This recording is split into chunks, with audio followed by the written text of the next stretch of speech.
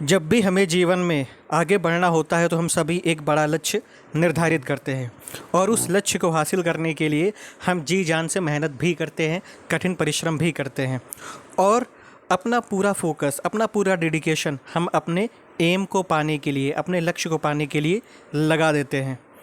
दोस्तों, कहा भी जाता है कि मन के हारे हार है, मन के जीते जीत। जिस जगह पर हमारा मन लग जाता है वो चीज़ हमें मिल जाती है और जिस जगह पर हमारा मन नहीं लगता, हम चाहे कितनी भी प्रयास क्यों ना कर लें, कितनी भी कोशिशें क्यों ना कर लें, पर हम वो चीज़ हासिल नहीं कर सकते हैं क्योंकि मन का लगना बहुत ज़रूरी होता है। तो दोस्तों, मैं पुष्पेंद्र यादव स्वागत करता हूँ आपका अपने YouTube channel study with philosopher Baba में। आज हम बात करने वाले हैं इलाहाबाद हाई कोर्ट ARO 2023 की जो परीक्षा होने वाली है उसकी स्ट्रेटजी के बारे में, बेस्ट बुक्स के बारे में उसकी बात करेंगे। हमने पिछले वीडियो में आपसे बात किया था कि ARO का जो एग्ज़ाम होता है इलाहाबाद हाई कोर्ट का, जो कि NTA कंडक्ट करवाता है, उसका पैटर्न क्या है। तो आज मैं फिर से आपको बता देता हूँ। कंप्यूटर बेस्ड टेस्ट होगा, कंप्यूटर 2 पार्ट में होगा। पहला पेपर जीएस का होगा, सेकंड पेपर कंप्यूटर टाइपिंग का होगा जो कि 20 मिनट का होगा 50 नंबरों के लिए, और जो जीएस का पेपर होगा वो 3 घंटे के लिए 200 नंबरों के लिए होगा। यहाँ पर कोई भी निगेटिव मार्किंग नहीं है, हर क्वेश्चन के लिए 1 नंबर दिया जाएगा और निगेटिव मार्किंग कोई है नहीं, तो हम सभी 200 में से 200 अटैम्प्ट कर सकते हैं। और क्वालिफाइंग मार्क्स कुछ भी नहीं यहाँ पर, no minimum qualifying marks. 25 marks qualifying लाने हैं हमें टाइपिंग में ताकि हम फाइनल मेरिट में आ जाएं। पदों की संख्या मैंने बताई थी कि 315 प्लस या 320 प्लस आने की संभावना है। नोटिफिकेशन अक्टूबर माह में, परीक्षा तिथि दिसंबर माह में, और इसकी योग्यता है ग्रेजुएशन प्लस CCC। तो यहाँ तक की मैंने जानकारी आपको अपने पिछले वीडियो में दे दी थी। इस वीडियो में आपको बताने जा रहा हूँ इलाहाबाद हाई कोर्ट ARO 2023 की रणनीति के बारे में, बेस्ट बुक के बारे में। तो ये हमारी जो स्ट्रेटजी है, ये अभी हम कहाँ पर है, अभी हम सभी शून्य पे हैं। तो ये तैयारी है शून्य से शिखर तक जाने की। तो आपने अगर अभी तक हमारे YouTube channel study with philosopher Baba को सब्सक्राइब नहीं किया है तो प्लीज़ सब्सक्राइब कर लीजिएगा, क्योंकि आप में से बहुत लोग रेगुलर व्यूअर हैं लेकिन आप इस चैनल को सब्सक्राइब नहीं करते हैं। तो प्लीज़ आपसे विनती है कि आप इस चैनल को सब्सक्राइब कर लीजिए ताकि आपके पास ऑथेंटिक जानकारी आप तक पहुँचती रहे।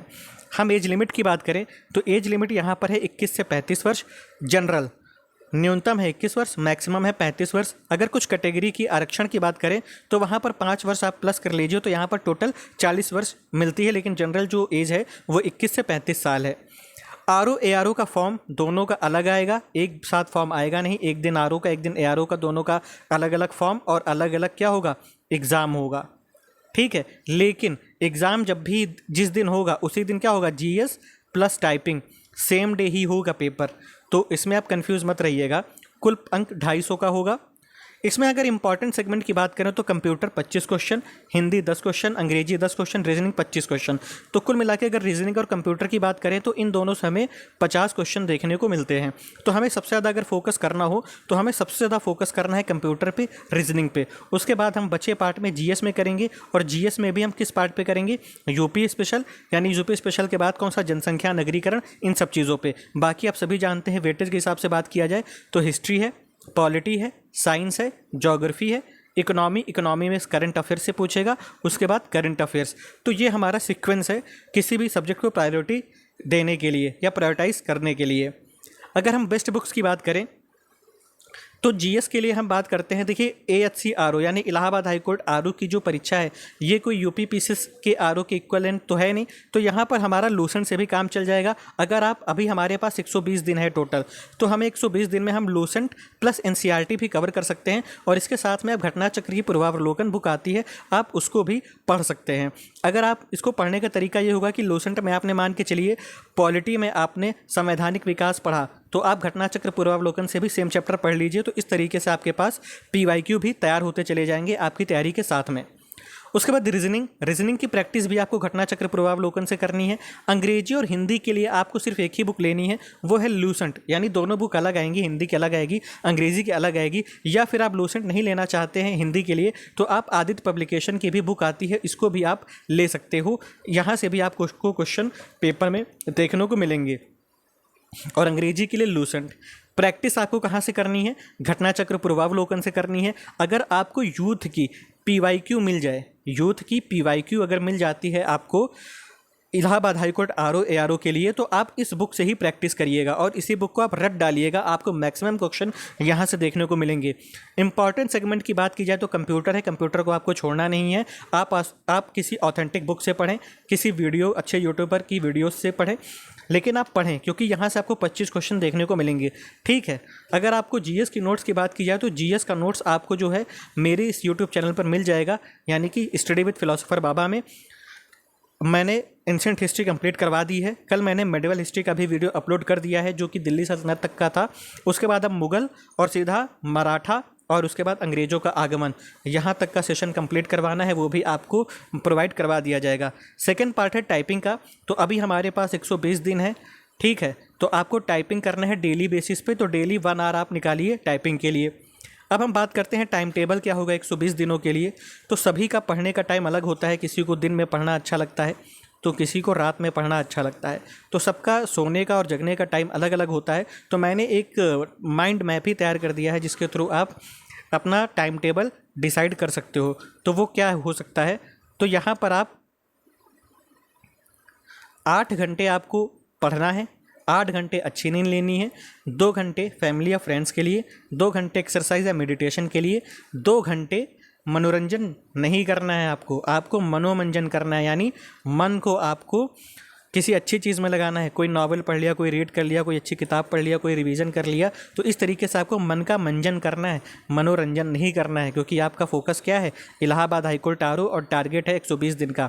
उसके बाद 2 घंटे आपको आराम करने हैं। तो ये आपका 24 आवर्स का क्या है, ये शेड्यूल है। तो आप इस टाइम टेबल के हिसाब से अपने शेड्यूल को मैनेज कर सकते हैं ताकि आप सभी लोगों को कोई दिक्कत ना आए पढ़ने के लिए और टाइम मैनेजमेंट करने में भी दिक्कत ना आए। और वैसे भी टाइम मैनेजमेंट जैसी कोई चीज़ होती नहीं है, टाइम प्रायोरिटाइजेशन जैसी चीज़ होती है। तो यहाँ पर आपको अपनी प्रायोरिटी को सेट करना पड़ेगा। बिना प्रायोरिटी को सेट किए आप पढ़ाई नहीं कर पाएंगे। भले ही आप 8 घंटे बैठ जाएं, पर आपका शरीर तो बैठा होगा, पर आपका मन नहीं बैठा होगा। तो आपको क्वालिटी स्टडी करनी है, क्वालिटी स्लीप लेनी है, फैमिली फ्रेंड्स के साथ टाइम स्पेंड करना है, एक्सरसाइज मेडिटेशन करना है, एडुटेनमेंट करना है और रेस्ट करना है। अगर आपको मोटिवेशन आपका लैक होता है या फिर आप पढ़ नहीं पाते हैं, कंटिन्यूटी मेंटेन नहीं कर पाते हैं, तो इसका सिर्फ एक ही इलाज है कि आप अपना पर्पस क्लियर कर लीजिए, अपना वाई क्लियर कर लीजिए। Clear your Y. अगर आपका वाई क्लियर है कि आप इलाहाबाद हाईकोर्ट आरओ में क्यों जाना चाहते हैं, आप एआरओ की भर्ती क्यों क्रैक करना चाहते हैं, आपको सरकारी नौकरी क्यों चाहिए, अगर आपके पास इस क्यों का जवाब है तो आप कभी भी लैक ऑफ मोटिवेशन को फेल नहीं करेंगे और आपका मन लगा रहेगा अपनी पढ़ाई में और आप डेली सेल्फ मोटिवेटेड रहेंगे अपनी स्टडी को लेकर के, अपनी जर्नी को लेकर के। तो आप सभी लोगों का पहला काम ये होना चाहिए कि आप अपने भाई को आइडेंटिफाई कर लीजिए। अब ये भाई ये नहीं होना चाहिए कि मेरे घर में कोई सरकारी नौकरी में नहीं गया तो हम जाएंगे, वो आपका अपना होना चाहिए कि आप देश सेवा के लिए जाना चाहते हैं, आप नेम फेम या मनी के लिए जाना चाहते हैं, या आप सिक्योरिटी के लिए जाना चाहते हैं, या अपनी फैमिली के लिए जाना चाहते हैं। वो आपका पर्पस आपका अपना होना चाहिए, आपका भाई अपना होना चाहिए, किसी दूसरे के द्वारा दिया गया नहीं होना चाहिए। तो यहाँ जब आप अपना भाई क्लियर कर लेंगे तो आपको लैक ऑफ मोटिवेशन कभी भी फील नहीं होगा। तो आप सभी इस तरह से अपनी तैयारी करिए और समय समय पर मैं आपको जानकारी प्रोवाइड करता रहूँगा एग्ज़ाम से रिलेटेड। आप इसी चैनल के साथ बने रहिएगा और आप अपने इस यूट्यूब चैनल को लाइक, सब्सक्राइब और शेयर ज़रूर करिएगा, क्योंकि आप में से बहुत से लोग इस यूट्यूब चैनल के रेगुलर व्यूअर तो हैं पर आपने अभी तक चैनल को सब्सक्राइब नहीं किया है। अगर आप चैनल को सब्सक्राइब करेंगे तो मेरा भी मनोबल बढ़ेगा, मैं और अच्छे से काम करूँगा। और आप सभी को मैंने मेडिवल हिस्ट्री की क्लास प्रोवाइड की है पर आप सभी ने देखा नहीं, उस तरह से रिस्पॉन्स नहीं दिया है। तो मैं आपसे उम्मीद करना चाहता हूँ कि आप कॉमेंट सेक्शन में बताएं कि कमी क्या है। अगर आपको वीडियो नहीं अच्छे लग रही हैं या फिर आपको किसी और सब्जेक्ट पर चाहिए तो आप मुझे कॉमेंट सेक्शन के थ्रू बता सकते हैं। मैं उन टॉपिक्स पर, उन सब्जेक्ट्स पर वीडियो लेकर आपके सामने आऊँगा और नोट्स लेकर आऊँगा। तो बने रहिए इस चैनल के साथ में, ख्याल रखिए, खुश रहिए और अच्छे से तैयारी करते रहिए। धन्यवाद।